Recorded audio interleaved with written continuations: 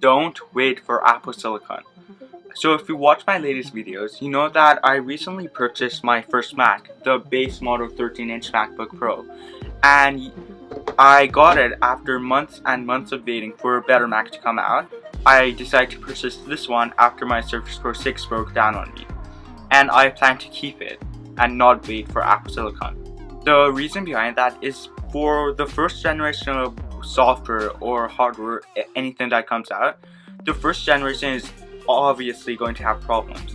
And for ARM-based devices, ARM-based Macs, I'm guessing that problem is going to be compatibility.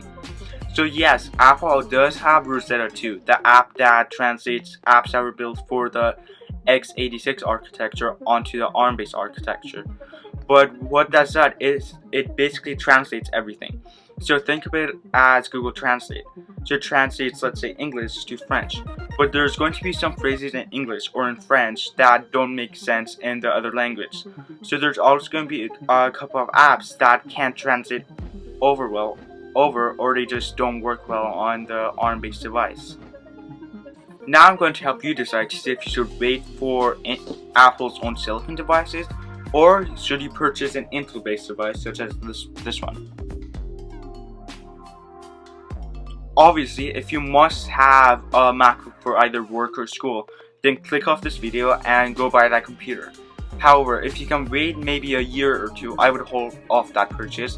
As one, if you wait a bit longer for the ARM-based devices to come out and for people to test them out, then Apple's going to see the opinions of people and fix any problems that they might have, such as compatibility issues.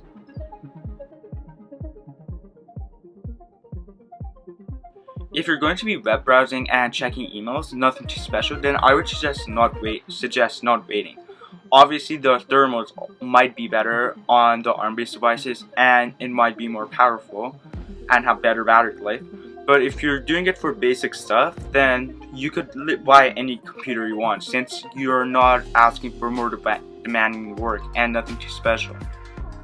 Most likely, the transition from Intel's chips to Apple's own silicon isn't going to affect you that much. However, if you're a developer or anyone who needs more power, such as a video editor or photo editor, I would suggest waiting if you can, because if the chart that Apple showed us at WWDC holds true, then the future of Macs is going to be pretty exciting.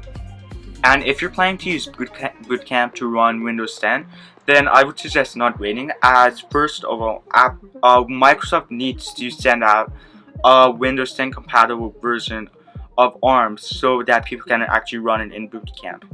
And they tried doing that with the Surface Pro X, but obviously some apps couldn't load on the ARM-based device, so it wasn't a major success. The battery life on current Intel-based MacBooks is great, but if the new silicon chips for the Macs are just as good as the ones on the iPad, which they probably are, then we can expect much better battery life, and maybe even like 20-hour battery life on a MacBook Pro. Remember that there are still going to be Intel-based MacBooks. For Apple's entire lineup to transition over, it would take approximately 2 years. So alongside the new generation of Macs, Apple is going to keep releasing the Intel-based Macs. I hope you guys enjoyed today's video.